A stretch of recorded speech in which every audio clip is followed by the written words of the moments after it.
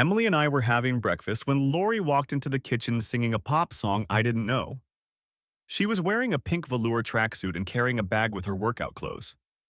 "Got time for breakfast?" I asked. "No," she replied. "I'm already late for practice. I'll grab something to eat when I get to the newspaper. See you tonight," she added, waving cheerfully. As she turned to leave, my gaze was drawn to the shiny, juicy logo on her sweatpants. I grinned at Emily and shook my head. My daughter just rolled her eyes. When we got in the car to drive to the university, Emily reached over and turned off the news on the radio. "Dad," she said, "you have to do something about Mom. I'm embarrassed that she dresses like a teenager all the time." Damn, I thought to myself. What am I going to tell her? The truth was that Lori's clothes were more suited to a college student than a 40-year-old woman, but how could I say that to my wife? Lori had always looked younger than her age and made every effort to maintain her appearance. To be honest, it was a part of what attracted me to her, and I was proud that she looked so young, even if some of her outfits made me feel self-conscious at times. Besides, it wasn't about the clothes. It was about the relationship between Lori and Emily. When Emily was a little, Lori was always there for her, spending all her free time with her. But as Emily grew older, their relationship began to change. By the time Emily started high school, Lori often acted more like Emily's sister than her mother. I knew that teenagers need to distance themselves from their parents in order to develop their own personalities and identities. But Lori didn't seem to notice this and continued to interfere in Emily's life. I remembered an incident when Emily was in middle school and a group of her friends came over to our house. The teenagers were laughing and talking about clothes and boys, and Lori was the center of attention. When I was checking some papers in my office, Emily burst in and demanded, "Dad, make Mom send my friends away." To be honest, at times they seemed more like rival high school girls than mother and daughter. I tried to convince Lori that her daughters needed space, but Lori couldn't or wouldn't see the problem. "We're more like sisters," Lori replied, "and sisters fight sometimes, that's normal." This attitude annoyed me. It seemed to me that Lori was trying to deny the fact that she was getting older by competing with her daughter. But I didn't want to undermine Lori's authority with her daughter, so I tried to avoid the subject for the time being, focusing instead on Lori's choice of clothing. Honey, your mom has worked very hard to stay in shape, and it's only natural that she's proud of her accomplishments. You've seen for yourself that not many women can wear clothes like she does," I said in a soothing tone. "I know, Dad," Emily replied, "but I'm embarrassed that she wears the same clothes as my classmates." "I understand, sweetheart. I'll talk to her," I promised, but I knew my words would probably have little effect. Lori had always been stubborn. In fact, that was partly why we got married. We met in college. I was a teaching assistant working on my PhD in history, and Lori Carlton was in one of my classes. I liked her right away, but I knew it was best not to show interest in students, especially in my class. But she couldn't help noticing my frequent glances and the attention I paid to her, and she began to flirt with me more and more. Almost after every lecture, she would come up to me to ask a question, batting her eyelashes and often touching my arm or hand. In the lecture hall, she sat in the front row, pulling her skirt up high enough for me to see her gorgeous legs and sometimes a hint of lace. It seemed like she was trying to break down my defenses. Nevertheless, I held out until the end of the semester, and then asked her out on a date. The tension between us had grown so intense that by the time she returned to my tiny apartment after dinner, we were almost suffocating. But over time, our relationship did not fade, but grew into something more solid and all-encompassing. By the time she was ready to graduate, I knew she was the woman I wanted to build a life with. So when she brought me to Savannah to meet her parents, I intended to ask her father for permission to marry his daughter. When we arrived at Lori's house in Savannah, we were greeted by Cecily, Lori's younger sister, who hugged Lori happily and said hello to me. Cecily was a surprise child, born about 16 years after Lori. Perhaps because of this, Lori became a second mother and role model for her younger sister. But while Cecily welcomed me warmly, her mother greeted me coolly, and her father was simply icy. All my attempts to win him over were categorically rejected. Rufus Carlton was a wealthy lawyer well known in Savannah society, and his daughter's plans did not include marrying some starving intellectual. I tried to assure him that A, I considered myself politically independent, and B, I had already secured my first teaching position at a university in Atlanta. None of these arguments mattered in the slightest. Rufus had already mapped out his daughter's life, which centered on her marriage to a suitable candidate from the local aristocracy. In his eyes, I simply wasn't good enough. I was angry at her father for his blunt rejection, but Lori was furious. It was then that I realized how stubborn she was. Although we had planned to spend a long weekend with her family after a private conversation with her father, she stormed out of the house, grabbed her things, and demanded to return to Atlanta immediately. On the way, I learned a lot about her turbulent relationship with her father. Lori was the eldest daughter, but she acted more like the second, constantly rebelling against the restrictions her father tried to impose on her. They were like oil and water. Not only did they not mix, but they couldn't even coexist. "Damn it, I'm not going to let my father run my life," she said firmly. When we finally got it back to my apartment, she grabbed me by the shoulders and asked almost angrily, "Do you still want to marry me?" When I confirmed without hesitation that I did, she said, "Okay, let's go." With that, she dragged me back to the car and drove me to the Fulton County Clerk of Court's office, where we got a license and got married on the spot. Thank God there's no waiting period in Georgia. The result of Lori's disobedience was that when her father found out what she had done, he cut off all contact with his daughter. There was no contact on birthdays or Christmas. Even the birth of a grandson couldn't melt the ice. What's more, the cold shoulder spread to the rest of the Carlton family. At first, Lori received a letter from her younger sister, but it consisted mainly of a request for Lori to apologize to her father. Lori did not do so. Over the years, I tried several times to mend the relationship because I believed that family was too important to write off as a bad debt. But my attempts were ignored. I had no doubt where Lori had inherited her stubbornness from. Lost in my memories, I realized with surprise that we had already reached the campus and were heading for the bookstore. I pulled some strings and got Emily a summer job there. When she opened the car door to get out, I grabbed her hand. "Hey, what time should I pick you up this afternoon?"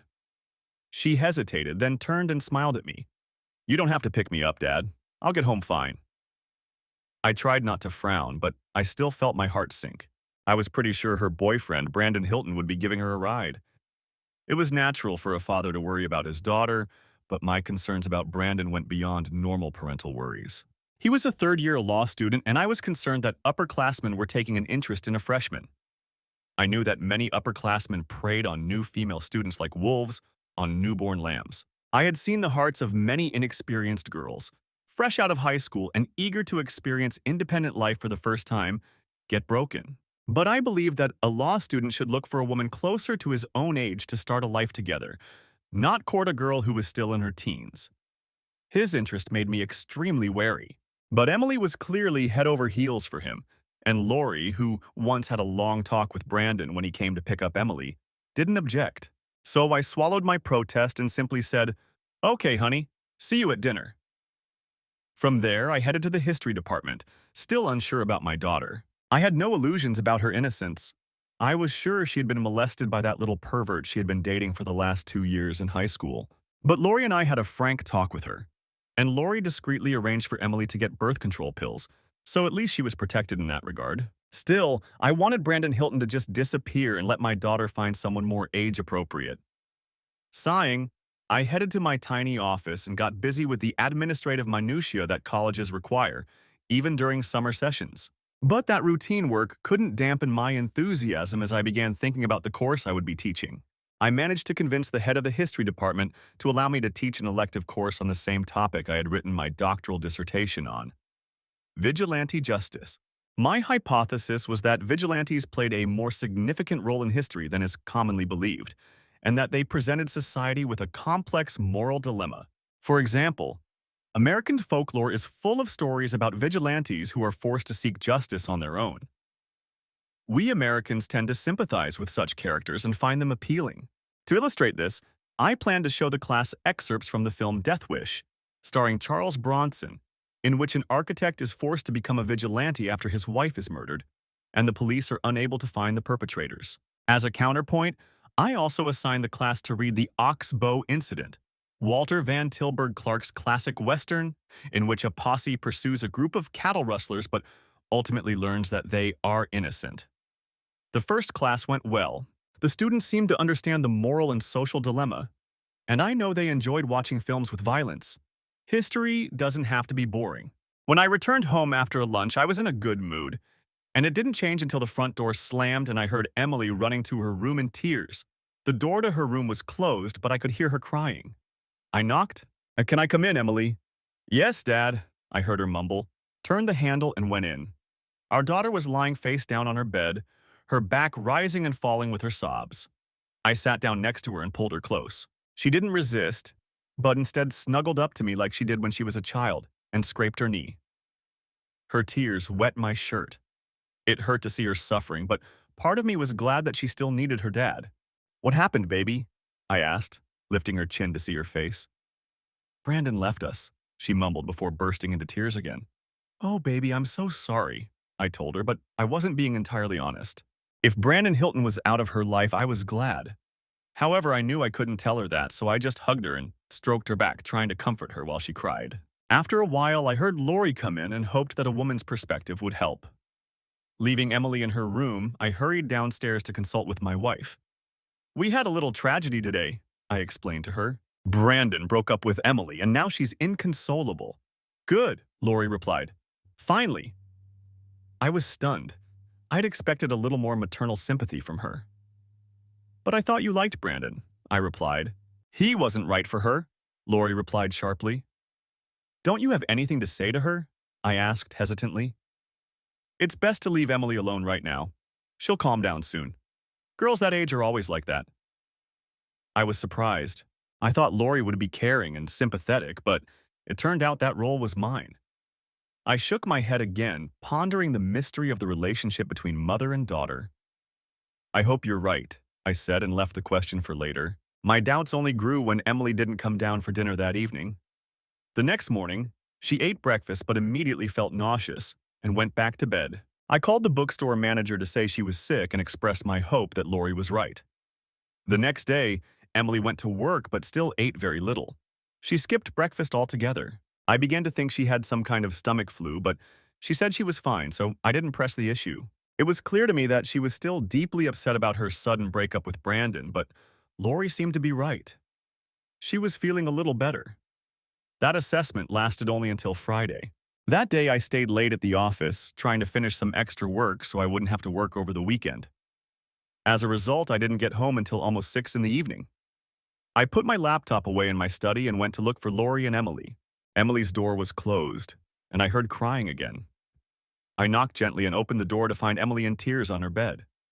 When she looked up at me, her face reflected sadness mixed with fear, and for a moment I thought she was going to run away. But then her shoulders slumped, and she suddenly threw herself into my arms, crying even harder.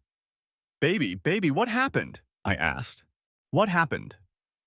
She kept her face buried in my shoulder for another minute, then looked up at me with a pained expression. "Oh, Daddy," she sobbed, "I'm pregnant." I felt a little sick, turned around, and sat down next to her on the bed. I was so shocked and stunned that I could hardly think, and I heard myself ask the two most stupid questions of my life. "Are you sure?" I sighed, and then, realizing how stupid that question was, I added, "How did this happen?" Fortunately, Emily was so upset that she simply answered my meaningless questions. "Yesterday, I took a home pregnancy test and it came back positive. So today, I went to the student health center, Dad. The doctor said I'm about 6 weeks pregnant." "But you were taking the pill," I objected. "You can't be pregnant." "I know," she sobbed. "I told the doctor that. But she said the pill isn't 100% effective and that I'm probably one of the lucky ones." I pulled her close to me, and in that moment I think we both wished she was still a little girl, and this was all just a bad dream. We sat there for a long time, not talking, just holding each other. Finally, I loosened my embrace to look at her again. "What will Mom say?" I asked. "She doesn't know yet, Dad. Mom's not home yet." I was annoyed with Lori. Of all the days she could have been late, today was the day I needed her advice and perspective. But I pushed the annoyance aside because I knew my daughter needed me. I glanced at the clock on her nightstand and saw that it was already 7 o'clock. "It's late. Let's go downstairs and see if there's something to eat," I said to Emily. We went to the kitchen together and found some leftovers in the refrigerator that we could reheat. After we had eaten a little, I asked, "Did you talk to Brandon about this?" Her face darkened again. "I tried to call him today, but his phone is off. His landlord said he left town and didn't leave an address." Just as I expected, I thought unpleasantly. but I didn't say it out loud so as not to upset Emily even more. So I asked the question that had been bothering me the most since I found out about her condition. Have you thought about what you're going to do next? I deliberately phrased the question ambiguously, but Emily understood exactly what I was asking. Oh, Dad, I don't know what I want to do. I'm not ready to be the mother, and a baby will seriously interfere with my education. But I just can't end it. More tears streamed down her cheeks. Although her next words were spoken softly, they were decisive. Dad, I think I want to have the baby. I walked around the table and hugged her. If that's what you've decided, sweetheart, Mom and I will support you in any way we can. We'll get through this. Emily looked at me.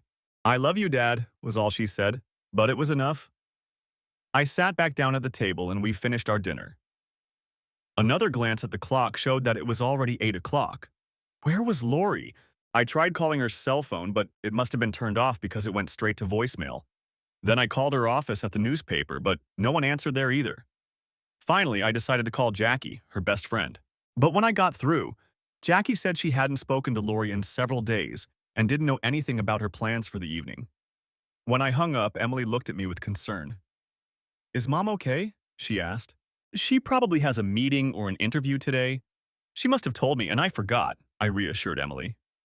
In fact, I was almost certain that Lori didn't have anything on her schedule that would make her late, and I started to worry. But I didn't want to worry Emily. She had enough to worry about.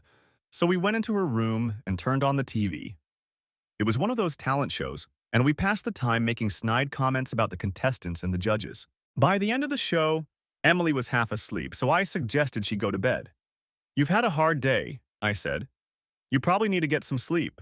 I'll tell Mom what happened when she gets back and we'll talk about it tomorrow. Emily went to her room, and I stayed up waiting for Lori. Where was this woman? I was awakened by sunlight streaming through my bedroom window, and I shuddered as I realized I had fallen asleep on the couch. I quickly got up and looked into our bedroom, but Lori wasn't there. Just in case, I checked the garage, but her car was still gone. Now I was really worried. I called her cell phone again, but there was no answer. No one answered at the office either. After a long search, I found her boss's home number in the newspaper. His response was even more alarming. Lori had come into the office on Friday, but left in the middle of the day, saying she had an appointment. And she still hadn't returned. I had never looked for a missing person before and had no idea what to do. Growing increasingly worried, I started calling local hospitals to see if any patients resembling her had been admitted. No luck. Finally, in desperation, I called the police. I was transferred several times, but eventually I got through to a sergeant who said they had no reports of any traffic accidents or unidentified victims of criminal gambling matching Lori's description. Okay, I said, but how do I file a missing person report? You can't, the sergeant replied, if the person has been missing for less than 72 hours. When I started to protest, he cut me off. Listen, the most likely scenario is that something unexpected happened and your wife didn't have time to tell you.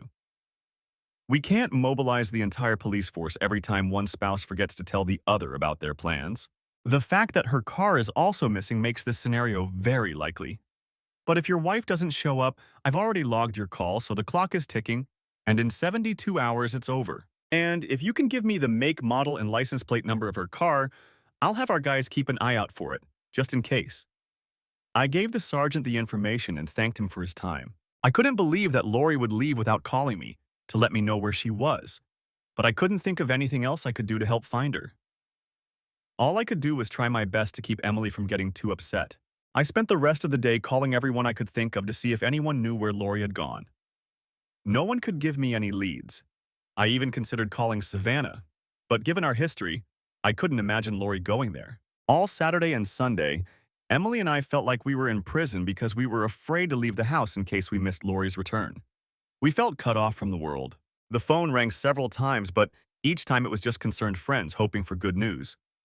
Loneliness, anxiety, and depression were our only companions. On Monday, Emily was still suffering from morning sickness, but she discovered that if she didn't eat or breathe in the smell of breakfast cooking, she could avoid the worst symptoms. So I switched to cold cereal, although I kept the coffee brewing anyway.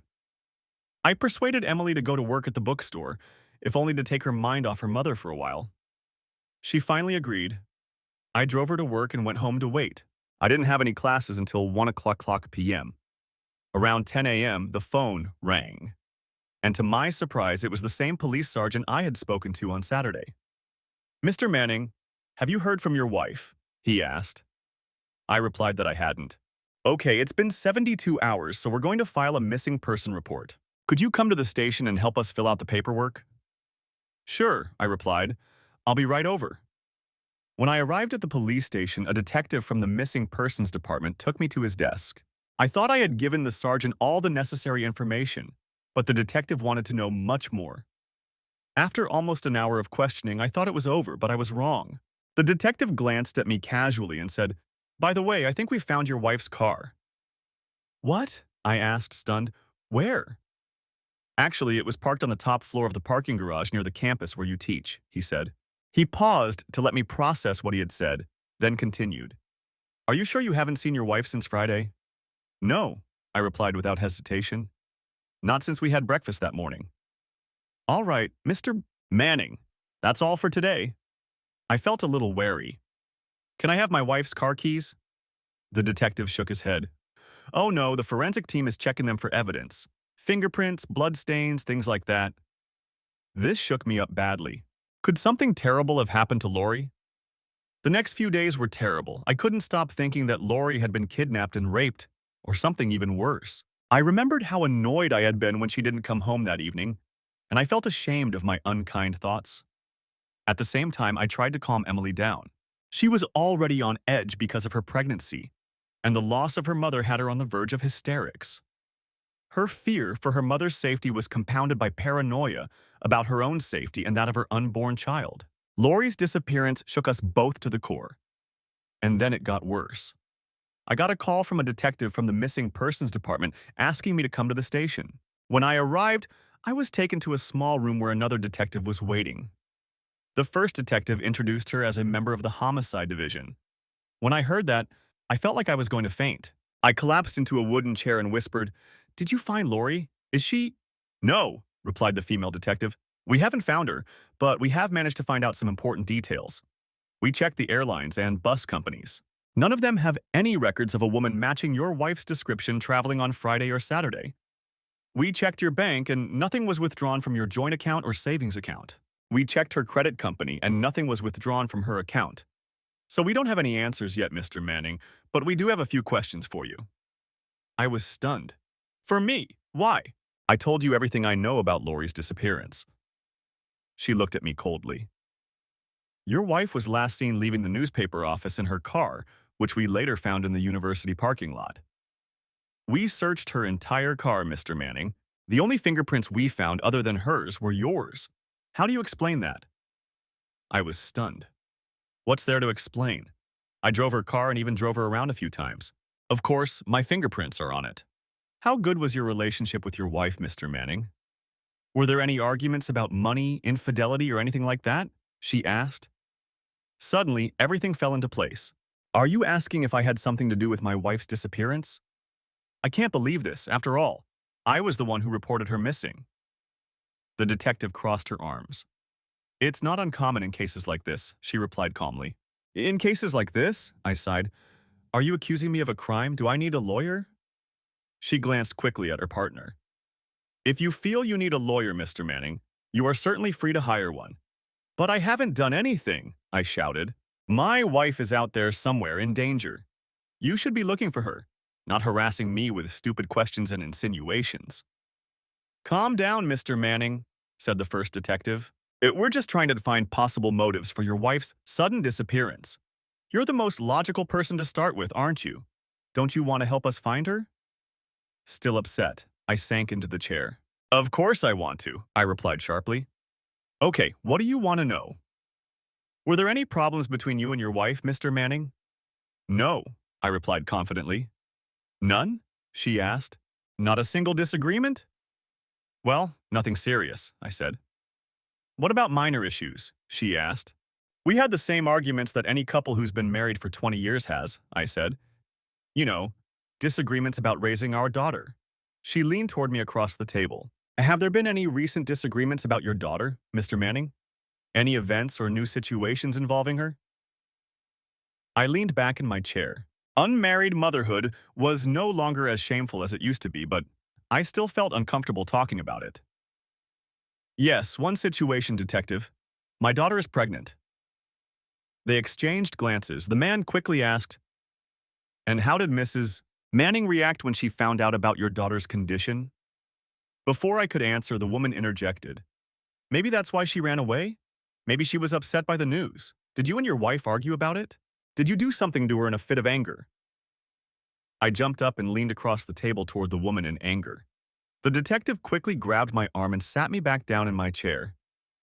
"Calm down, Mr. Manning. Calm down." He shot the woman an angry look. "My partner got a little carried away. We're just trying to consider all the possibilities." I took a deep breath and tried to relax, but the detective wouldn't let go of my arm. I kept my eyes on the woman, who was nervously backing away. "The only person I love more than my wife is my daughter, and I'm willing to die to protect either of them. By the way, Lori didn't even know about our daughter. The night I found out about my daughter's illness, Lori didn't come home." I glanced over my shoulder at the detective standing behind me. "Enough hints for today. If you're not going to charge me with a crime I didn't commit, I'm leaving." "It's all right, Mr. Manning," the detective said, loosening his grip and pointing me towards the door. "We don't have any more questions for you at this time." He opened the door for me. "However, we may need to ask you a few more questions later." I started to leave, but he stopped me. "And one more thing, Mr. Manning. Don't plan on leaving town anytime soon." I glared at him and walked out. The door closed behind me, and I heard angry voices. On the way home, I was so angry that I was shaking. But as the adrenaline began to wear off, I started to rationalize what had happened. Of course, they have to check all possibilities, I told myself. But that didn't calm me down. I was just trying to find my missing wife. I couldn't even think about them suspecting me of harming Lori without my blood pressure skyrocketing. "Why would she even think that?" I growled. Of course, when I got home, Emily wanted to know what I had found out from the police. I didn't want to upset her anymore, so I just said they didn't have any new information, but they just wanted to double-check some details. Then I thought bitterly, now I'm starting to lie to my own daughter. What the hell? The next day brought another humiliation. The police came to our house with a search warrant. I had to sit on the porch for 2 hours while they searched the house, looking in every nook and cranny. I don't know what they were looking for, but whatever it was, they didn't find it. I used the time to call my lawyer. It looked like I was definitely going to need him. But just as the police were about to leave, a tow truck pulled up to our house and took my car away. They promised I could pick it up in a couple of days, but since they still had Lori's car, I had to ask a neighbor to drive me to the rental place so I could get to work. The only consolation was that Emily wasn't around during this agonizing ordeal. But neither she nor I could avoid what happened next. 2 days later, I opened the local news section of our newspaper and saw the following headline: "Lori's husband is a person of interest in the disappearance of a local woman." The article again mentioned Lori's disappearance and added information about a search warrant for my car. The article didn't say it outright, but it was clear that a crime had been committed, and that my husband, me, was the most likely suspect. Emily cried after reading the article, and I furiously called my lawyer. "There's nothing I can do to stop this. They've practically convicted me without even knowing if a crime was committed. I want to sue for defamation." My lawyer did his best to calm me down. "John, I've looked into this case. I believe the police may have planted this story to put pressure on you. But you'll never be able to prove it because journalists aren't required to reveal their sources. As for defamation, there are no factual inaccuracies in the article. It's only the way they're presented that's defamatory. Remember, Lori has a lot of friends at the paper. You'll have to be patient until everything is sorted out." "Bitch," I muttered helplessly to myself. When I entered my office at the university after lunch, I found a note on the door asking the chair of the history department to see me. As soon as I approached Henry Vance's office, his secretary immediately ushered me inside. He got straight to the point. "John, in light of everything that's happened with Lori, we think it would be best if someone else took over your summer session until this matter is resolved." "Henry," I said, "Lori is missing, not me. Of course, this is very difficult for me right now, but there is no reason why I can't continue the course." "Of course," he said. "Of course, but with this stain on your reputation if you continue to teach, it will reflect badly on the department and the university. You understand? I jumped to my feet. Oh, I understand, of course. I understand that you want me to leave, even though no charges have been brought against me, and there is no evidence that a crime has been committed. Henry, you're a professor of American history, for God's sake. Don't you understand that a person is considered innocent until proven guilty? He clearly hadn't expected me to argue, and he froze. I sensed that I had the upper hand and continued, Isn't it ironic that I teach a course on the role of self-government in history, and you're ready to stage an old-fashioned lynching? My God, John, that's not the point, he hissed. That's not the point? Then tell me, I continued, is the president willing to support you if I refuse to leave? And have you asked the faculty council for their opinion on this matter? Because if you haven't asked and received explicit permission to remove me from my job, I will return to that classroom this afternoon and teach my course. And if you try to stop me, I promise you I will raise such an outcry that you will be asked to resign. He sat down abruptly in his chair, and I leaned back against his desk. I love this university and would never do anything to damage its reputation. That includes not giving in to some misguided notion of justice at the border from a person who is not authorized to act and does not know the facts. With that, I turned and left his office. I wondered if any of the security guards were waiting for me as I walked to the lecture hall. But it was just my students. I was surprised that everyone had shown up. I guess it helps that I'm a well-known lecturer, I thought ironically. I had planned to give a lecture comparing self-governing individuals and terrorists, but I decided to skip that topic and tell the students about myself instead. I assumed that everyone in the class knew about my situation and thought that what was happening to me could be instructive. So I began the discussion by recounting the events of the past 2 days, including the news about me and my meeting with the head of the history department. I started by reading a newspaper article about Lori's disappearance. Now here's a question for you. Can the media become self-governing? Is there a line between objective reporting and provocation? In response, I asked them to recall the role of William Randolph Hearst and his newspaper network in fomenting the Spanish-American War. Hearst didn't fire a single shot, but most historians consider him the spark that ignited the conflict, I told them. What about the chair of the history department, Vance? I asked. Was he acting out of good intentions, as a responsible defender of the university's reputation, or as a vigilante who decided to act on his own without evidence or authority? We had an excellent discussion, and most of the students didn't want to leave after class. I didn't like what was happening to me, but at least I was able to use the situation to make the course content more meaningful to my students. It was a teachable moment, as they say. Although I never heard anything more from the university administration, the newspaper article did have an effect. When the first reports of Lori's disappearance appeared in the newspaper, Emily and I received calls from friends and neighbors offering condolences, suggestions, and simply words of support. After a while, there were so many that I decided to leave them on my answering machine. I felt helpless and frustrated because I couldn't say anything to the callers. Of course, I couldn't do that because I was still hoping to hear from Lori. But after the second article was published, the number of calls dropped to almost zero. It was as if we had been isolated because of some infectious disease. Now our friends didn't want anything to do with us. I seemed to be a victim of what had happened to Lori. Since we were so isolated, I was taken completely by surprise when the phone rang a few days later in the evening. It was someone I didn't expect to hear from. My father-in-law, Rufus Carlton. "You bastard!" he yelled as soon as I picked up the phone. "What did you do to my daughter?" I took a deep breath and decided to try to be polite. "Good evening, Rufus. To answer your question, none of us knows what happened to Lori, and we're doing everything we can to find her." "Don't give me that crap," he muttered in response. "When a wife goes missing, the husband is always to blame. I knew you would bring nothing but trouble from the moment I met you. But Lori didn't listen to me and turned her back on her family because of you. But she's still my daughter, damn it, and I won't let you get away with this. I've hired people to take care of this, and we'll hang you and break your neck before this is over. Do you hear me?" I couldn't hold back my anger any longer. "I hear you loud and clear, Rufus. And you know what? You didn't know me when I was courting Lori, and you certainly don't know me now. As for Lori, all I can say is that you have a funny way of showing your love for your daughter, cutting her off without a word for 20 years. If we don't hear from you for another 20 years, it'll be too soon for me." With that, I hung up, hoping his eardrums would burst. Then I sank into a chair shaking with rage. I was tired of being judged and condemned in absentia for something I didn't do. Meanwhile, my wife was missing, and I missed her terribly. Worse, I knew that with each passing day, our chances of finding her were dwindling. It was enough to drive a man mad. Fortunately, one thing helped me keep my sanity, and it came from an unexpected source, my daughter. A few days after Rufus's call, she came to me with a request. Dad, I want to take a Lamaze class to learn more about the birthing process, but I really need a partner, and I don't have anyone who can do it. Will you go with me, Dad? Of course, I agreed, and a few days later we found ourselves in the conference room of the local hospital.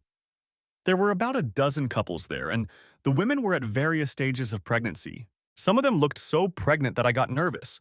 What if something happened tonight? An attractive red-haired woman who was a few years younger than me approached us. Hello, welcome to the Lamaze class. I'm Bridget Murphy, and I'll be teaching the class.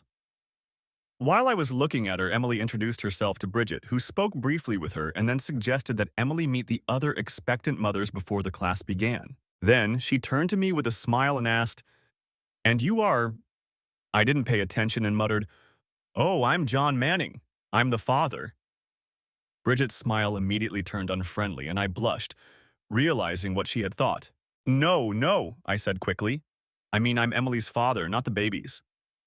Her face relaxed. "In that case, welcome to the class. Sorry for jumping to conclusions, but I've seen worse in the maternity ward. So where's the baby's father?" I frowned. "Unfortunately, he left without saying where he was going, so I'll be Emily's partner in all of this." Bridget smiled warmly at me.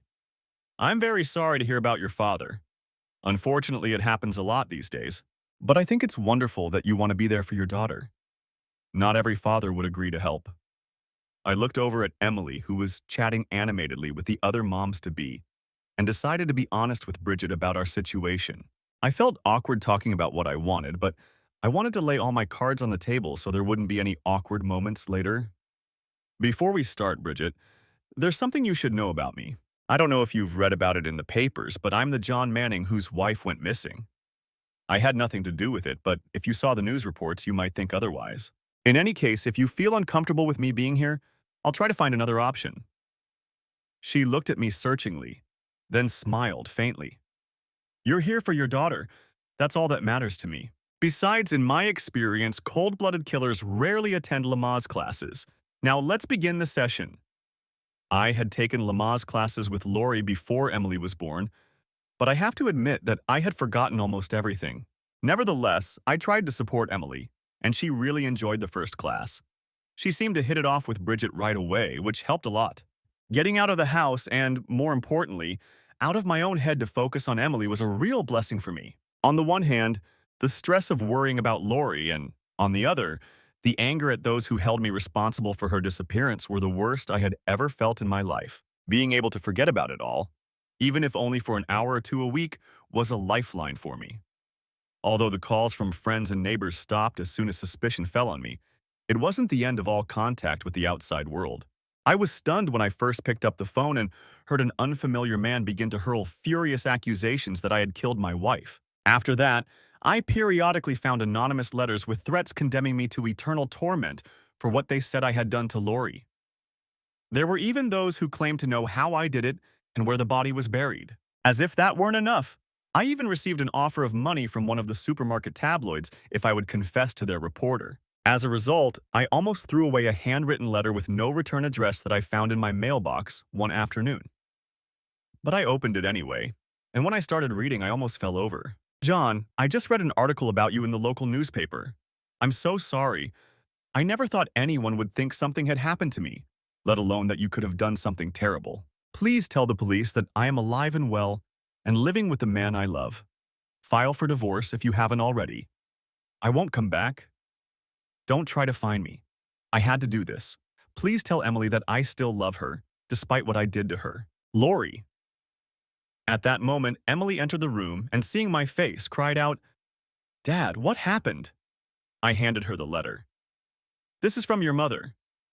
She let out a faint cry and took the letter from my hands with trembling hands. After reading it, she burst into tears and collapsed into my arms. "How could she do this, Dad? How could she abandon us like this? She didn't even say goodbye." Holding Emily in my arms, I remembered when she was very young and wandered into the yard. We were frantic looking for her and were about to call the police when a neighbor brought her back. I vividly remember the conflicting emotions, relief that she was safe and anger at her for scaring us so much. Now I felt the same mixed feelings, relief that our long nightmare was over and anger at Lori for selfishly abandoning her family. Emily was the first to recover. "Dad, we have to take this letter to the police immediately." Of course, I knew she was right, and I went to get my wallet and keys. When I returned to my study, she was just coming out of her room. "I'm coming with you," she said firmly. And I didn't argue. We were together. As we drove to the station, Emily nervously fidgeted with the letter she had received. She looked at me with concern. "Are you going to divorce Mom, Dad?" I could sense that Emily was very upset, and I didn't want to upset her anymore, so I simply said, "Well, I need to talk to the lawyer and see what he says." But she interrupted me. "I really think you need to, Dad. I really think you need to." It hurt me to see the rift between Emily and her mother. But Lori had brought this on herself. She had abandoned Emily just as she had abandoned me for another man. Emily was old enough to understand that and accept the reality, painful as it was. She reached out her hand to me, and we held hands all the way to the police station. I didn't even think to call ahead, but luckily, the detective on duty whom we had already dealt with in the missing persons department was there. When he led us to his desk, I asked him, "Where's your partner from homicide?" With some reluctance, he went to get her. Since we had bumped into each other at the station, she hadn't shown up while the police were talking to me. When she arrived, I took the letter from Emily and threw it on the table in front of them. "This came in the mail today," I said curtly. The detective opened the envelope and quickly read the letter. He glanced at me and silently passed it to the woman. When she finished, she looked at me. "You could have written that yourself, you know." I felt anger rising inside me, but I held it back. Of course I could have. And I could have flown to New York to send it to myself. Or didn't you notice the postmark? She started to reply, but to my surprise, Emily interrupted her. "And before you accuse my father of forgery, I brought an old letter my mother wrote to me when I was going to camp. You can see it's her handwriting." The first detective took Emily's old letter and placed it next to the new one. His partner looked over his shoulder. They looked at each other, then the first detective looked back at me. "We need to take this to the lab for confirmation, but I think the missing person case is closed." He held out his hand to me. "I'm sorry for all this suspicion," he said, "but we had to check." I reluctantly shook his hand. But when the female detective held out her hand to me, I turned away and Emily and I left. Perhaps I was naive. I waited for some kind of official notification that the case had been closed, but nothing came. Yes, I was no longer a suspect since there had been no crime, but my reputation was tarnished, and I received no forgiveness for a sin I did not commit. I had to ask my lawyer to call the newspaper and resort to veiled threats before they agreed to publish the news. And when they did, all I got was a couple of paragraphs at the bottom of the last page of the local news with the headline, "Missing Wife Case, Runaway Spouse Case."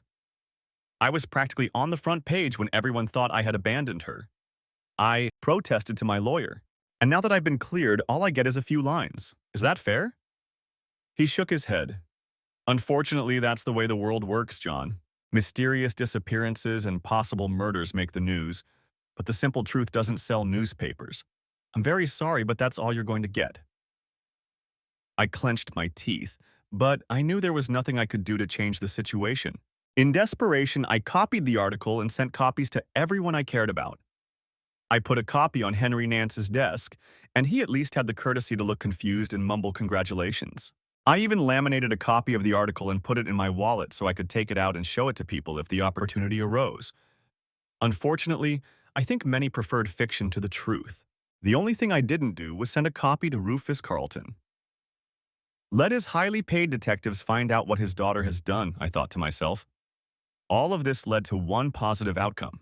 After the police confirmed the authenticity of the letter, I filed for divorce on the grounds of abandonment without any problems and quickly received a divorce decree in absentia. This eliminated any potential legal issues and allowed me to become single again. I hoped that I would soon be able to start a new life.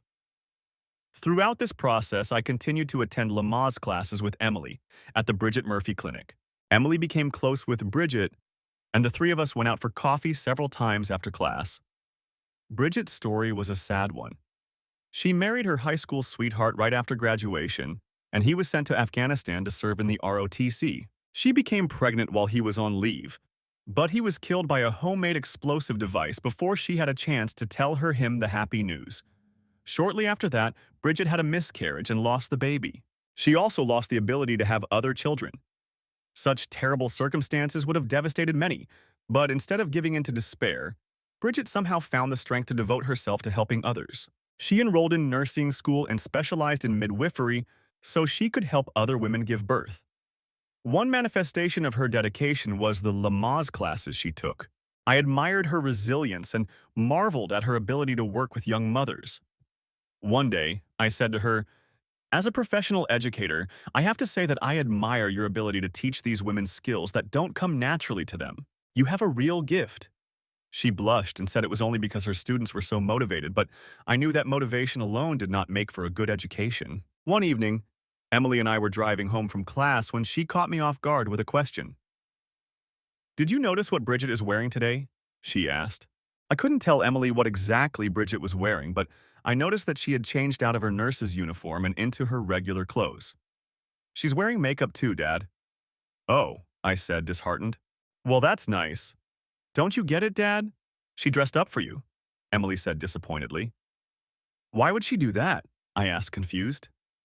Emily shook her head, surprised by my stupidity. "Because, Dad, she likes you. I think you should ask her out on a date. It's time for you to get back in the game." After my divorce was final, I started thinking about dating again, but I didn't do anything about it. After all our friends were married, and I didn't know any single women. Sure, there were plenty of them at university, but they were mostly Emily's age. There were many reasons why I didn't want anything like that. But Emily wouldn't let me relax, and at the end of the next class, I nervously approached Bridget and asked if she wanted to go out sometime. "You mean like coffee?" she asked with a twinkle in her eyes. "No, I mean maybe dinner and a movie," I replied awkwardly. "With Emily?" she asked, and I could have sworn I saw the hint of a smile on her lips. "No," I stammered, "maybe just you and me. I mean, if you don't want Emily to come with us." "Then that's fine too." Now she was clearly enjoying my awkwardness. "No, just you and me, John." And so I started dating again. I was very apprehensive about getting back into relationships, not only because I hadn't been in the game for 20 years, but also because Lori's courtship had been full of drama and emotional ups and downs. I was sure I couldn't go through that again. Bridget dispelled all my fears. She was extremely calm and emotionally balanced, didn't like games, and was confident enough not to need constant ego stroking. In short, she was the complete opposite of Lori, and that helped me overcome the pain and resentment I felt over Lori dumping me. With Bridget, I could relax and be myself. I wasn't going to rush things, but to be honest, I was starting to see how I could build a life with her. Emily's baby was due in early March, and the pregnancy was going very well. Even the morning sickness went away after the first month. So I didn't regret deciding to take a day trip to our college town in Columbus the day before Valentine's Day. It was only a 2-hour drive, and before I left, I reminded Emily to call me on my cell phone if anything happened. The trip went well, and I was able to go about my business without any problems. We had a late lunch, and before heading back, I decided to check my phone for messages. To my horror, the battery was dead, and I hadn't noticed. I quickly grabbed a phone on campus to call my daughter, but she didn't answer. This alarmed me, so I called Bridget to ask her to check on Emily. When I got through, Bridget's voice was not as calm as usual. "Thank God you called," she said. "Emily's water broke right after you left. She's at the hospital now, having strong contractions. Don't take any chances, but you need to get back here as soon as possible." In a panic, I jumped into my car and sped toward Atlanta. The I-85 was usually jammed with patrol cars because of Fort Benning. But somehow, I managed to avoid the speed traps and get to the hospital in just 90 minutes. When the elevator took me to the maternity ward, the nurses quickly dressed me, but instead of taking me to the delivery room, they took me to a semi-private room. When I entered the room, I saw only my wife lying on the bed, holding my granddaughter, in her arms. My heart ached with relief that I hadn't missed the birth and that my wife and baby were okay. When my vision cleared a little, I saw Bridget standing by Emily's bed with a big smile on her face, cooing over the new life Emily was holding in her arms. When she saw me, Bridget smiled broadly and stepped aside. "I'll leave you alone with Emily and her baby now," she said, but Emily grabbed her hand. "Please don't go," Emily pleaded. She looked at me. "Dad, when I couldn't get through to you, I called Bridget. She came to get me. took me to the hospital, and helped me the whole way. I could only look at Bridget with sincere gratitude. I had no words to express my appreciation. Emily looked at me, then at Bridget, and smiled happily. I've decided what I'm going to name my daughter, Bridget Valentine Manning. She turned to Bridget. If you don't mind, of course. Bridget smiled through her tears. If that's what you want, it would be an honor. Emily turned back to me. Dad, would you like to hold your granddaughter? I hadn't held a newborn in a long time, and this little girl seemed much smaller than Emily had been when she was born. But when I looked at Bridget's tiny red face, I was overcome with emotion and vowed to protect and support her as best I could. The circumstances surrounding her birth suddenly seemed much less important than the fact that she was here now and needed a family. Nature had a good reason for making people want to have children while they were young. Over the next few weeks, I thought about this as I felt the fatigue setting in. Even though Emily was absorbed in her work, she still needed help. Newborns require round-the-clock attention, and more than once I came to class having barely slept all night. Emily was holding up well and not complaining, but I could see she was just as exhausted. In addition to playing with little Bridget and changing diapers, Emily had to breastfeed her. Bridget reminded me how much energy it takes out of a mother. It was hectic, but we managed, and as the baby grew, we began to settle into a familiar, albeit very different rhythm of life. Once again, Bridget came to the rescue. She quickly signed Emily up for a parenting class where she met other parents of newborns. By the second month, Emily was taking her daughter to class with her and was happy to get out of the house. One day, as Emily was leaving for one of these classes, I heard the doorbell ring. This wasn't unusual. It was difficult for Emily to open the door with a baby in her arms. So I opened the door and smiled, but froze when I saw who was standing there. It was Lori. Ever since I received Lori's letter and learned what she had done, I had thought many times about what I would say to her if I ever saw her. I longed for the opportunity to vent my anger, hurl insults at her, and demand answers to all the questions she had left unanswered. But when it happened, I froze. I hadn't expected to see her again. And now that she was standing in front of me, I couldn't say a word. All I could do was stand there and stare at her. "Hi, John," she said cautiously. "Can I come in?" As if on autopilot, I stepped away from the door, and she came in and sat down on the sofa as if nothing had changed between us. I couldn't help but stare at her. She was still an attractive woman, but she also looked older, with wrinkles under her eyes and a few lines on her face that I didn't remember.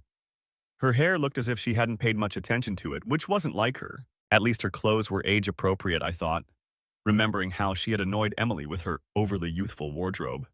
"You really found the courage to show up here," I said finally. "Believe me," she said in a dull voice, "I was very afraid to do this. I know you hate me. I know how much I hurt you." Anger was building inside me, but I tried to hold it back. "I don't think so, Lori. I don't think you even realize what you did to Emily and me. Forget the pain of being abandoned by Emily's wife and mother. Forget the humiliation of being abandoned by another man. Forget that you left without saying a word, without an explanation, without even saying goodbye. Your disappearance made me the subject of a police investigation. They searched our house and confiscated my car looking for traces of blood. Because of you, my reputation was tarnished. My friends turned their backs on me, and I almost lost my job at the university. I received threatening phone calls and letters because complete strangers thought I had killed you and hidden your body. There are people who are ready to lynch me if this case drags on any longer," I shouted, choking and lowering my voice. "So no, I don't think you have any idea how much you hurt me." As I spoke, her face paled, and she lowered her head, unable to withstand my anger. When I finished, she looked up and I saw tears streaming down her cheeks. She took a handkerchief from her purse, wiped her eyes, and said quietly, "I'm so sorry, John. I didn't know about any of this. I'm so sorry." "I'm afraid sorry isn't the right word," I replied sharply. At that moment, I should have sent her away, but after so many months of thinking about it, I couldn't help asking, "Why did you do it? What made you leave Emily and me?" "I didn't want it to happen," she whispered. "We started out just flirting, and then I realized I was in love with him and we started an affair. I felt so young, I didn't want it to happen, but it just did." "Yeah, right," I dismissed her. Good old Lori, playful and carefree, stubborn and incredibly selfish. So selfish that she was willing to leave the husband she'd been with for 20 years, not to mention abandon her own daughter for a little fling. "No, you're wrong," she sobbed. I hated hurting you, and it was unbearable to want to leave Emily, but I just couldn't look her in the eye after what I'd done. I had suspected who her lover was before, but now I was sure. So you seduced Brandon Hilton. You stole your daughter's boyfriend and ran away with him. What a wonderful mother you are. That's not true, she protested. I was trying to protect Emily. I made Brandon break up with her. I knew it was a lie as soon as I heard those words. No, you didn't try to help Emily. You made Brandon break up with Emily to prove that you were more desirable than she was. No wonder you can't look your daughter in the eye. It's just pathetic. She didn't try to refute my accusations, just covered her face with her hands and sobbed. But I wasn't done with my questions. So, after you won the contest with your daughter, you just decided to disappear. Disappear without a word of explanation, without even packing a suitcase? That's not true, she defended herself. That day, I left work early and went to his house to, well, you know. Anyway, when we were done and lying there, he told me he was leaving town after lunch. I begged him not to go, but he was adamant. He got up to get dressed, and when I saw the suitcase he had packed, I thought, he's leaving me, just like Emily did. Then he turned around and said, "So are you coming or not?" I realized he wasn't leaving me. He just wanted me to be with him. I was thrilled and crazy about him, and basically, I just got in his car and we drove away, she said, shrugging her shoulders as if that explained everything. I knew Lori was impulsive, but this was something I couldn't even imagine. You left with only the clothes on your back? I asked in amazement. Her face flushed with embarrassment. Well, I had clothes at Brandon's apartment that I took with me in a gym bag, to change into if I needed to. After, practice. That little detail only made me angrier, but I ignored it because I still didn't understand. How did you make money? You never wrote any checks or used credit cards. I was so ashamed that I left you and Emily, she said quickly. I couldn't take the money you needed to support her. By this point, I had already realized how selfish she was, so I immediately dismissed her explanation. No, that wasn't the reason. You just didn't want any of us to know where you were going or who you were with. You decided to go on your little romantic adventure and didn't want me, Emily, or anyone else to know what you were up to. The look on her face told me I had understood the situation correctly. But I still don't understand how you did it without money, I continued. Brandon has a trust fund, she said. He has a lot of money. Then her face flushed again. And I had a bank account you didn't know about under my maiden name. I started pacing the room, trying to contain my anger. There was still a lot I didn't know, but I no longer cared about the answers. Each new revelation was a blow to me, even after all these years. Yes, I had seen her impulsiveness and stubbornness, but who could have thought it would lead to this? Passing the window, I happened to glance outside and saw an unfamiliar car parked near the house. He's probably waiting for you there, I muttered. She looked up with a strange expression on her face. No, it's Jackie. She gave me a ride here. Where's your lover? He dumped me, she said through her tears. One day he told me he had a new opportunity and I wasn't part of his plans. Then he left, and I was left alone in New York. I tried to get my life together, but it was too hard for me. So he dumped you just like you dumped me, I said vengefully.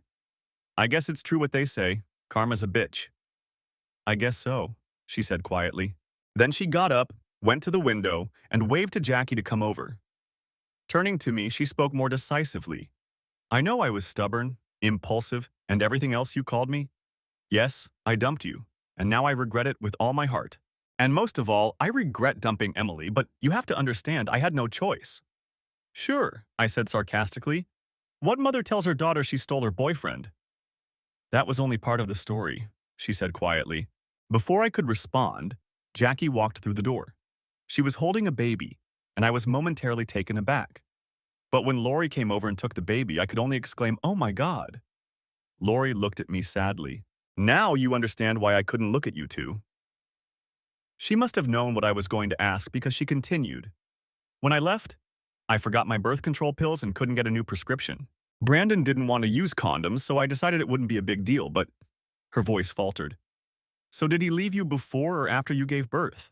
I asked reluctantly. Before she could answer, I heard Emily come back from her parenting class. Entering the kitchen from the garage, she called out, "Hey, Dad, whose car is in the driveway?" Then she walked into the living room with baby Bridget in her arms and stopped when she saw her mother. I know I could have handled it better, should have come up with something to ease her into it. But I was so angry at Lori for what she had done, and so stunned by the horror of the situation, that I turned to my daughter and exclaimed, "Look who your mom brought home, your new stepsister." Then, seeing how Lori looked at Emily's baby, I said, "Lori, meet Bridget, your new granddaughter." It took them a few seconds to realize what I had just said, but then they both started crying. Of course, the children cried too, and even Jackie started sobbing. I wanted to cry too, but mostly I felt exhausted. I didn't have the strength to play judge between Emily and her mother. Whatever Emily said, I felt her mother would get what she deserved. In the end, I just left the room, walked into the hallway, and collapsed on the couch. Angry words accompanied by several desperate cries reached my ears from the other room. I guessed that they had just realized that both children had the same father.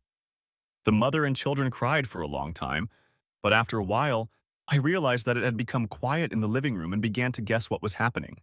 I hesitated, but when I finally poked my head out the door, I saw Jackie holding baby Lori in her arms, Lori holding baby Bridget in her arms, and Emily peeking over her shoulder. When Emily saw me, she gestured for me to come back into the room and came over to me. I didn't know what to say to my daughter. Lori's revelations had stunned me. I couldn't imagine how they had affected Emily. Her own mother had stolen her boyfriend and then had his baby. How could I ease Emily's pain? But before I could say anything, Emily stunned me. "Dad, can Mom live with the baby at our house until she's older?" "Are you kidding?" I gasped in shock. "After everything she did to you and me?" "I know, Dad, and I don't know if I can ever forgive her for that. But she has no money, Dad, and nowhere to go. Her baby needs a place to live, at least until Mom gets back on her feet. Please, Dad. After all, her baby is Bridget's stepsister and mine." I shuddered at the thought. "Why can't she live with Jackie?" I objected. Emily looked at me with irritation. "Jackie lives in a one-room apartment, Dad." "Well, then Lori can live with her parents. They're responsible for her." I tried. "Yeah, right, Dad. As if that's possible," Emily replied sarcastically. We had tried to shield Emily from the acrimony of our relationship with the Carltons, but of course she had noticed the discord early on. We both knew that wasn't an option. I learned two lessons that day. The first was that I would never understand the relationship between a mother and daughter. I had almost expected that when Emily found out about her mother's betrayal, there would be a huge fight between them. The fact that Emily offered Lori a place to stay, even if only temporarily, was beyond my imagination. The second lesson I learned was that it's almost impossible for a father to say no to his daughter when she really wants something. I had arranged to meet Bridget the following evening. It was the only time I didn't want to see her. My apprehension must have been obvious because when Bridget opened the door and saw me, she immediately asked, "What's wrong, John? What happened?" I knew that putting it off would get me nowhere, so I led her to the sofa and sat down next to her. "Bridget, I have something to tell you. Lori is back." A look of surprise flashed across her face, which was almost immediately replaced by pain. She sighed, then nodded slightly in understanding. "And you two decided to get back together?" "No, no," I almost shouted. "That's not it at all."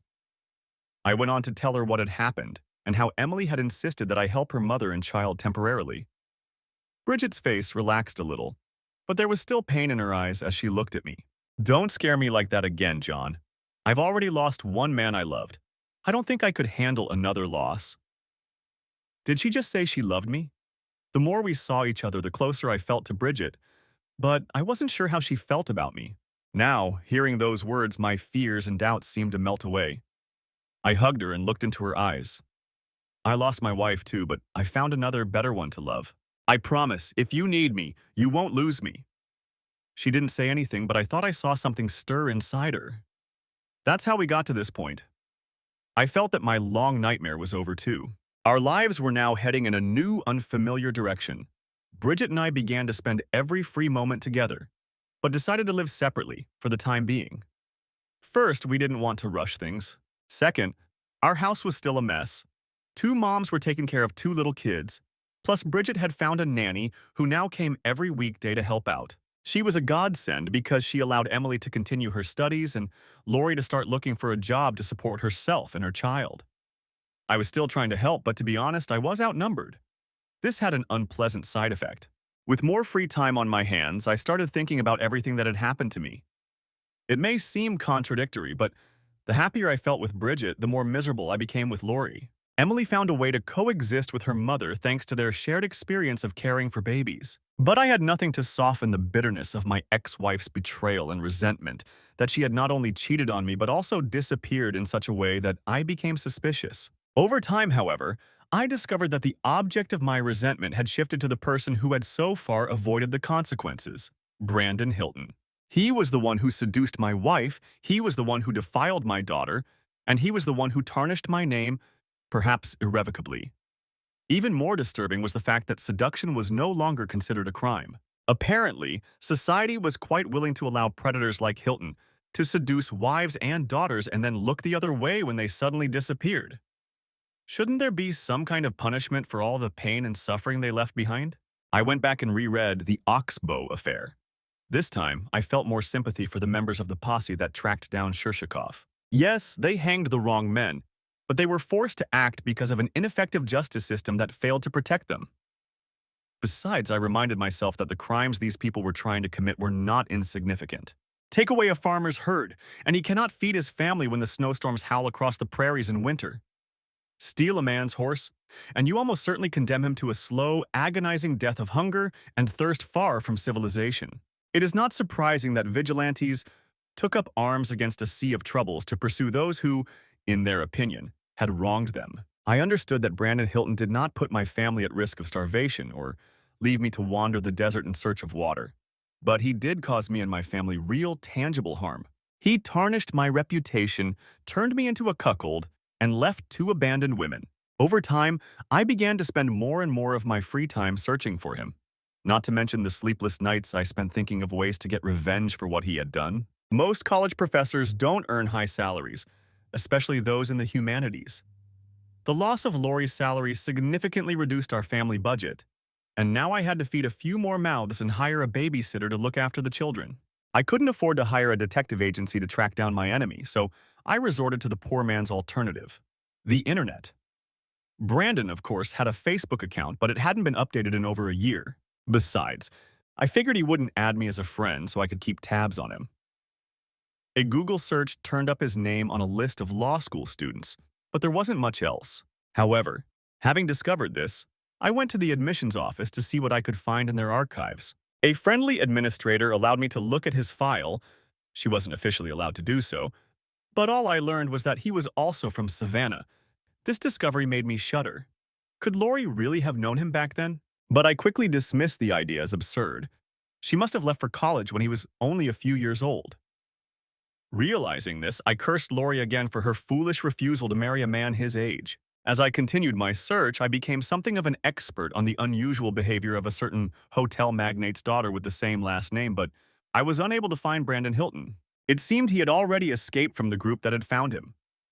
The futility of my search only strengthened my resolve to find him. Part of me watched my actions with surprise. What was I going to do if I found this man? Fight him? I was neither a black belt in martial arts nor an expert in hand-to-hand combat.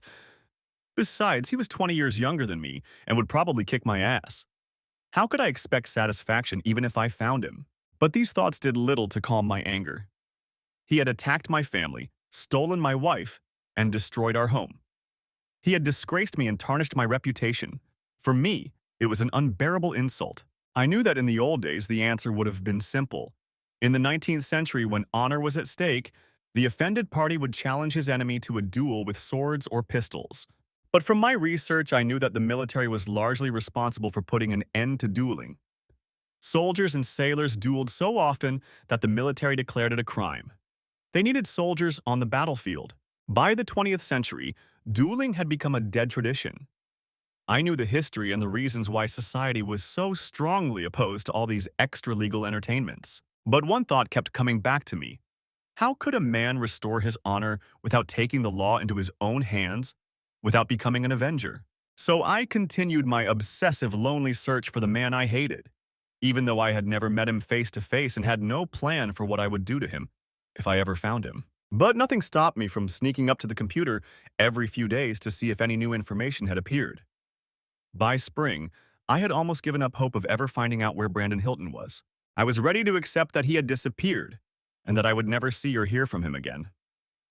Then one evening, I was stunned when one of my search queries turned up an article from the Savannah Morning News. After reading the article, I was stunned. I immediately called Bridget to ask if I could come over and talk about my discovery. I couldn't discuss it with Emily because I didn't want to upset her, and I didn't want to share the news with Lori, but I couldn't keep it to myself. I found it, I said excitedly, handing Bridget the printout of the news article. You won't believe what he just did. She quickly scanned the article and handed it back to me. I don't understand, John. I know you hate Brandon, but what does his marriage have to do with you? I couldn't understand why Bridget wasn't shocked by the news, but then I realized she couldn't comprehend its significance. Bridget, Lori's maiden name was Carlton, I exclaimed. That bastard is engaged to Cecily Carlton, Lori's sister and Aunt Emily's sister. Unbelievable, she sighed. Why won't he leave the Carlton family alone? It's like he's out to get the Carlton women. I hadn't thought of it that way and tried to explain. No, I said slowly. I don't think that's it. As far as he knew, they were Lori and Emily Manning. I doubt he knows Lori's maiden name. He probably doesn't know she and Cecily are related. Maybe, she conceded, but I still don't understand how the Carltons could let Cecily become engaged to him after what he did to Emily and Lori. That's the point, I said. They don't know either. Since Lori and I got married, she's had virtually no contact with her family. I'm sure they know Lori is alive, but they probably have no idea who she ran away with. Rufus Carlton probably thinks he's got a promising young lawyer from Savannah for a son-in-law. If Brandon doesn't know, and the Carltons don't know, Bridget asked, why do you care what's going on in Savannah? I shook my head. Brandon may not know there's any connection between them, but as far as I understand, he's back. He's like a thief who robbed your house and then came back to rob it again. He owes me, and this time I'm going to do something about it. A worried look came over Bridget's face. John, what are you thinking? You're not going to do anything stupid, are you? Force never solved anything. I didn't say that to Bridget, but as a historian, I knew that old saying wasn't true. You think force never solved anything? Tell that to the Carthaginians after Cato forced the Romans to subjugate their army, kill all the men, enslave the women, and cover the fields with salt so nothing would grow on them for 7 years. I thought that settled the question of Carthage once and for all. But I didn't want to scare Bridget, so I just said, I don't know what I'm going to do, but I can't stand by and watch this happen. Now that Brandon Hilton's whereabouts were no longer a secret, my mood only worsened. The possibility of revenge was no longer a fantasy. Now I was faced with the dilemma of what to do. I had always believed in the law. As a historian, I knew all too well what happened when people took revenge into their own hands. But after what had happened to me and my family, I simply couldn't sit idly by and let this man go unpunished. My pride, my honor, and my sense of justice demanded a response. Brandon Hilton had to pay for what he had done. Finally, after a long sleepless night, I made a decision. Once I did, I knew I could come up with a plan that would bring me satisfaction. Time was short, but I decided that if I moved quickly, I could get everything done. I started using the internet to research the steps I needed to take and find the resources I needed to achieve my goal. One by one, I found everything I needed. At that time, I was often away on business trips, but I hoped that taking care of 2 small children would distract the others enough that they wouldn't notice how busy I was. I didn't want them asking a lot of questions or expressing doubts. But both Emily and Bridget were good at reading my moods, and eventually, shortly before D-Day, as I called it, they talked to me. One evening, I was working at my computer when I looked up and saw Emily standing in the doorway of my office with a worried look on her face. Hi, sweetie, I said casually. How's it going? Bridget's here, she said. We need to talk to you. This was unusual. I hadn't planned on seeing Bridget tonight. I quickly closed my browser and started to get up as Bridget entered the room. She wasn't smiling. Before I could say a word, Emily spoke up. Dad, Bridget said you found Brandon.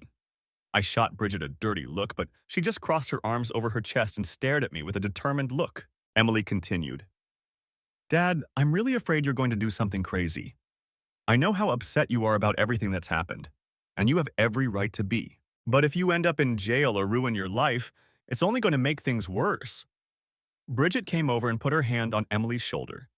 Please, John, Emily's right. Whatever you're planning to do, don't do it. I've already lost one person. I can't go through that again. I saw the tears in their eyes, and in that moment, I wanted to forget about my plans. These 2 women meant more to me than anything else in the world, and the last thing I wanted was to hurt them. but I just couldn't go back on my decision. A line from one of the cavalry poets flashed through my mind. I could not love you so, my dear, if I did not love you more than honor. I walked around the table and hugged them both. Thank you for worrying about me. It means a lot to me. But you both have nothing to worry about, I tried to reassure them. I won't do anything stupid. You know me. Emily looked at me hopefully. Promise, Daddy? I remembered that Emily was still a little girl and held out my pinky finger. I promise, sweetie, I swore, and she took my finger and smiled. But I saw a flash of doubt in Bridget's eyes and I knew I hadn't fooled her. I guess losing a husband in the war has that effect on women. I had to be careful not to scare her and have her try to stop me. I thought I had managed to calm Emily down, but my efforts were nearly ruined when she picked up the package from the delivery service while I was still at school. When I got home, she handed me the box with a worried look on her face. What's this, Dad? The package says it's from a gun shop. It's heavy. I knew immediately what it was. I had ordered it a long time ago and was worried that it wouldn't arrive in time. It's nothing, honey, just a gift for a colleague in the history department. I lied. She didn't say anything, but I could see the doubt on her face. In the evening, I was sitting in my study checking the directions again, when Lori caught me off guard by entering the room and closing the door behind her. I made it clear to her that I was not happy about her presence or that of her child in our home, and she had kept her distance ever since. Well, what do you want? I asked coldly. She just stared at me for a moment. Then her face flushed and she began to cry. I know I hurt you. I was unfaithful. I made you suffer, and she paused to hold back her sobs. And I know I have no right to ask you for anything, but she had to pause again before she could continue. Just, please don't do anything to yourself and don't go to prison because of me. I've done enough already. I just can't hurt you, Emily, or even Bridget anymore. I sat motionless. That's your problem, Lori. You always think everything revolves around you. But this isn't about you, it's about me. I'm doing what I have to do. You walked out of my life and you can't come back into it, not now, not ever. Do you understand? Her face paled. Then she turned and walked quickly away. After thinking for a moment, I took a copy of the wedding announcement from the Savannah Morning News out of my desk drawer. I folded it and put it in an envelope. Then I gathered the essentials. Tomorrow was D-Day, and I wanted to leave early. Waking up early in the morning, I took a shower, shaved, grabbed my things, and tiptoed into the kitchen to have breakfast before leaving. I was just finishing my second cup of coffee when Emily entered the room with the baby in her arms. She immediately noticed my suitcase and looked at me questioningly. Where are you going, Dad? She asked anxiously. I'll be back late tonight or early tomorrow morning, sweetheart, I replied. Where are you going? She asked again, and I could see her anxiety growing. Everything will be fine, sweetheart, I promise. Everything will be fine, I said, kissing her and the baby on the forehead. Without letting her say a word, I took the envelope I had sealed the night before out of my pocket. Do me a favor, honey. When Lori gets home from work this afternoon, give this to her. There was genuine fear in her eyes, but before she could say anything, the baby started crying. And while she was calming him down, I took the opportunity to slip out of the house. As I pulled out of the driveway, I wondered if Emily would wait for Lori to return before reading the note. It made me think, and I took my cell phone out of my pocket and turned it off. I didn't want to talk to anyone until I did what I had to do. It's about a 4-hour drive from Atlanta to Savannah, so I arrived in the city a little after noon. After grabbing a quick lunch at a fast food restaurant, I stopped at a cheap motel to rest and change my clothes. After all, I wanted to look my best at the wedding. It was still spring, but Savannah was already hot and humid. Of course, there was a light breeze from the ocean, but it did little to lower the temperature. I put on the dark wool suit I had brought with me. It was unremarkable, but perfectly acceptable for a wedding. That was fine with me. I didn't want to attract attention, at least not now. The air conditioning in the car kept me comfortable during the drive to the cathedral, but as soon as I parked and walked toward the entrance, I immediately started to sweat. I checked to make sure my jacket was buttoned. The wedding was for invited guests only, but no one checked the guest list. I waited for a group of guests to climb the steps and join them. I even struck up a conversation with one couple while we waited for the ushers to escort the ladies to their seats. When asked, I said I wanted to sit on the bride's side. Not because I didn't like the Carlton family, but because there were more people sitting on that side of the aisle. Better cover, I thought. The cathedral was a beautiful place for a wedding. The high, vaulted ceiling was impressive, and the altar was strewn with lilies and white roses. The bride looked beautiful in her long white dress as she walked down the aisle on her father's arm. That old lecher looked at the assembled crowd. I tried to look away when he passed my pew. The wedding mass was traditional. The priest even asked if anyone present knew of any reasons why the couple should not be allowed to marry. I wanted to speak up, but I held back. The atmosphere was not right for what I was about to do. After the wedding, all the parishioners went to a country club for a reception. I waited until most of the parking lot was empty and followed them, not wanting to stand out. The reception was held in the club's main hall. Rectangular tables were arranged in rows along one wall, forming a long main table. The rest of the hall was filled with round tables, each large enough to seat 8 people. The tables were arranged in a semicircle, leaving space for dancing. By my count, there were 60 tables in the hall. I would have a good audience for my speech. I found an empty table at the back of the hall and sat down. Probably employees or distant relatives, I thought. The other exiles at the table were happy for the company, and we struck up a casual conversation about the wedding, the reception, and how much Rufus must have spent. It must have cost him a fortune, one woman said, gasping. He hired Paula Dean to organize everything. I believed her. The food was delicious. If this was to be my last dinner, I thought, at least let it be a pleasant one. After dinner, the wine glasses were cleared away and replaced with champagne glasses. I knew what that meant, and my stomach tightened. I had only sipped my wine during dinner because I didn't want my hand to shake. But I took the champagne glass, not to drink, but to prepare for my speech. The sound of Rufus Carlton's thick fingers tapping on the microphone drew everyone's attention to the head table. After a few enthusiastic words about his daughter and her new husband, Rufus opened the microphone for toasts. He was followed by a procession of friends and relatives, each of whom felt it their duty to share a slightly humorous anecdote about the bride or groom. Each toast was accompanied by laughter, applause, and more alcohol. As the ritual dragged on, I got up and crossed the room to the main table. After a few more toasts, everything began to quiet down, and the best man, as I had hoped, asked, "Anyone else want a drink?" I raised my glass and exclaimed loudly, "I have a toast." Since I was standing off to the side, it was difficult for most of the people sitting at the main table to see me. I didn't think there were many people among the guests who would recognize me, but I didn't want to take any chances. When I climbed onto the podium behind the guests of honor at the main table, I saw that most of the guests were not paying any attention to me. That will change soon, I thought gloomily. I picked up the microphone and cleared my throat loudly. I wanted to get people's attention, but my throat suddenly went dry. It was time to start. Today, we've heard many anecdotes about the past, but I want to talk about the future of Mr. and Mrs. Hilton, I said in a falsely cheerful tone. By future, of course, I mean children. This elicited laughter and a few approving cheers from the crowd. I predict that this couple will have many children in the future, I continued. I can't speak for Cecily, but I can definitely vouch for Brandon's abilities in that area. There were a few more chuckles, but a slight murmur rose from the audience, and I noticed several people looking at each other questioningly. I spoke a little louder. I can say this with confidence because Brandon is already the father of at least 2 children that I know of. I heard Mrs. Carlton sigh, and immediately a murmur went through the audience. Rufus Carlton turned to me, and suddenly his face lit up with recognition. "You're John Manning. You weren't invited to the wedding. Get off the stage." Brandon was sitting next to the podium in a state of mild intoxication, but when he heard my name, he must have noticed something and started to stand up. I quickly leaned over, put my hand on his shoulder, and roughly pushed him back into his seat. Someone nervously turned off the microphone, but I didn't care.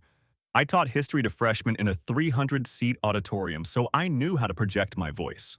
"I have something to say," I said loudly. Rufus shouted again for someone to get me off the stage.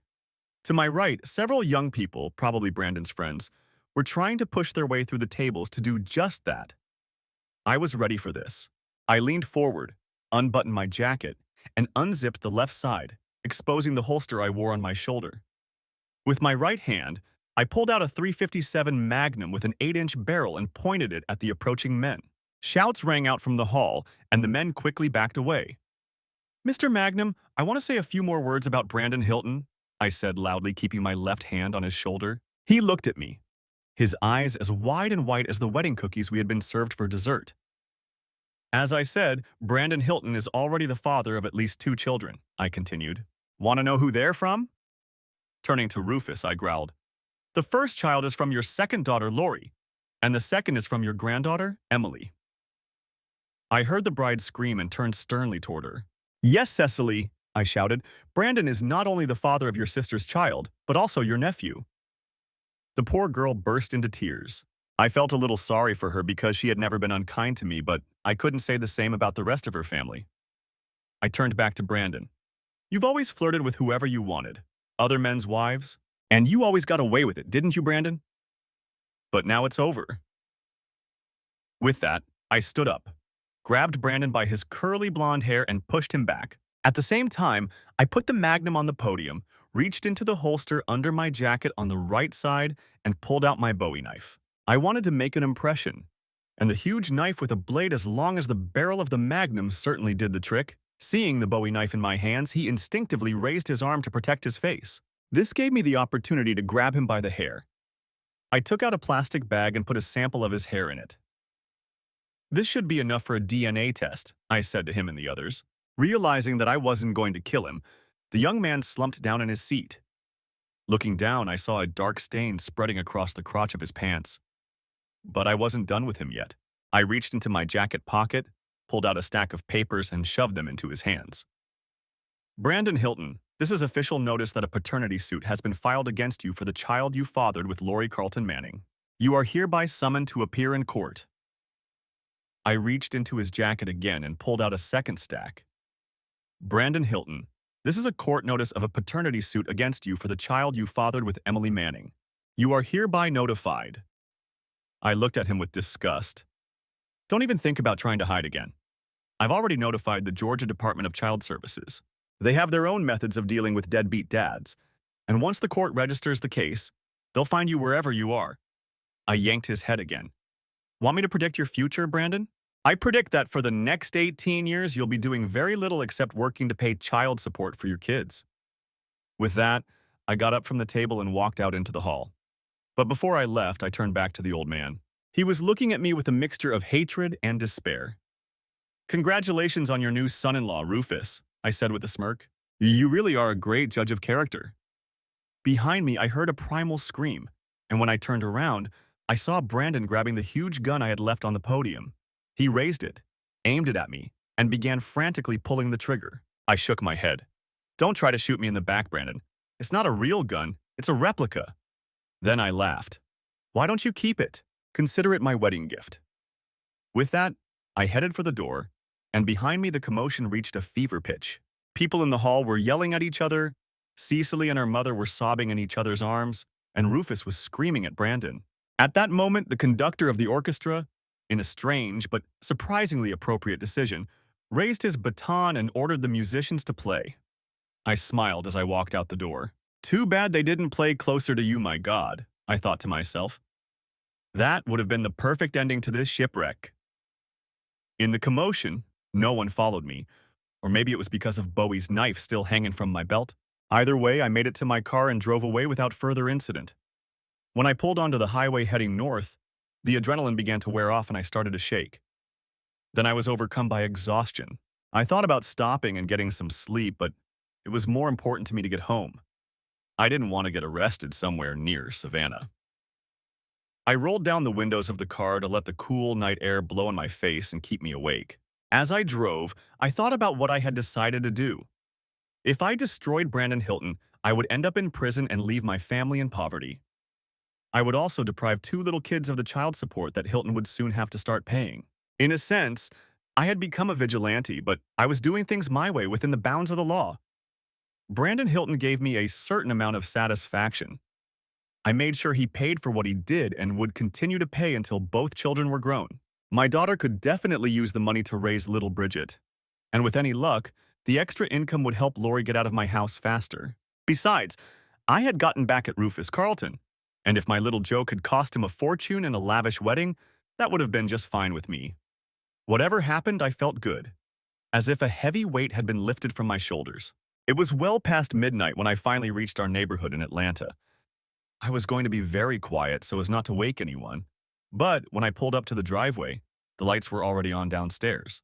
As soon as I pulled up to the house, the door flew open, and Bridget, Emily, and even Lori ran out with tears in their eyes.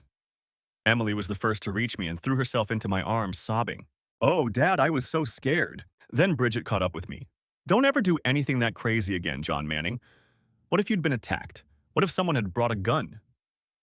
I took them both by the arms and led them back into the house. Neither woman would let go of me, and the three of us collapsed exhausted onto the sofa. When Bridget felt the sheath on her side, she made me pull out the Bowie knife and show it to her along with the bag full of Brandon's hair. "I can't believe you brought that thing with you," she exclaimed. Then she looked at me in confusion. "You know, hair isn't considered hard evidence, right?" she asked. "I know," I replied. The court will require him to provide a new sample for the trial, but it was a lot of fun to get this one, and it definitely convinced everyone here that I was right. Plus, it scared the hell out of Brandon. Literally. And then it dawned on me. How do you all know what happened there?" "I told them," Lori said quietly. "Cecily called me and told me what happened." "Cecily called you? You haven't spoken to her in years," I said incredulously. "I know," Lori replied, "but she had to call me to find out if what you said about Brandon was true. When I told her everything that happened, she said she was going to file for an annulment tomorrow." I nodded. I was glad to hear that news. Tears were still streaming down Lori's face. "I know you didn't do it for me, John, but thank you for saving Cecily from that monster. It's going to be really hard for her for a while, but at least now she knows the truth instead of finding out later. Thank you for saving my little sister." I nodded again. I did it for my own reasons, but I was still glad to know that Cecily's life wouldn't be ruined by that immoral bastard. Despite my fears, the police didn't show up at our house that night or the next day. I thought Rufus would come after me, but apparently he directed his anger at Brandon. This young man's life was quickly going downhill. As she told Lori, Cecily annulled the marriage on the grounds that Brandon had concealed important information from her. Meanwhile, in the 2 paternity suits I filed, the court ruled that he was indeed the father of Lori and Emily's children and awarded both women appropriate child support. By registering his personal information with the Georgia Department of Child Support Services, Brandon Hilton became a marked man. The wedding reception was the sensation of the year, and although the guest list numbered only 500, thousands of Savannah residents claimed to have witnessed the fiasco. Not surprisingly, Brandon left town shortly thereafter. I hear he now holds a modest position in the Macon city government. What really surprised me was that Rufus Carlton apparently helped him get the job. I guess Rufus decided that it was in everyone's best interest for Brandon to have a job. Of course, after paying 2 months of alimony, Brandon didn't have much money left over. Cecily and Lori stayed in touch, and eventually, Lori returned to Savannah. I think Rufus was willing to take her back into the family without me. Or maybe he realized that kicking his daughter out wasn't the wisest decision. In any case, her departure was a relief to me. After everything that had happened, I would like to say that I forgave her, but that would be a lie, and I was glad she was out of my life. Emily still lives at home, but she wants to find a place of her own soon. She found a good job here in Atlanta and is attending college in the evenings to get her degree. She has also recovered enough to start rebuilding her social life. Being a single mother isn't easy, but Bridget and I enjoy babysitting, and that helps. Yes, Bridget and I got married in a small private ceremony. After my adventure as a vigilante, she told me she wasn't going to let me out of her sight, so I decided to accept the inevitable and make our relationship official. Now that my personal Avengers-style expedition is over, I've decided to write a book about it. Hopefully, my future interactions with those who want to take the law into their own hands will be purely academic. However, it seems there may be one more potential Avenger in my life. My new wife took the Bowie knife, put it in a frame, and hung it above the fireplace. She warned me that if I ever did something that stupid again, she would take it down and perform a surgery I would never forget. I think she's joking, but I'm not going to risk finding out. Thanks for watching. I hope you enjoyed it. Subscribe to my channel and stay tuned for the next video.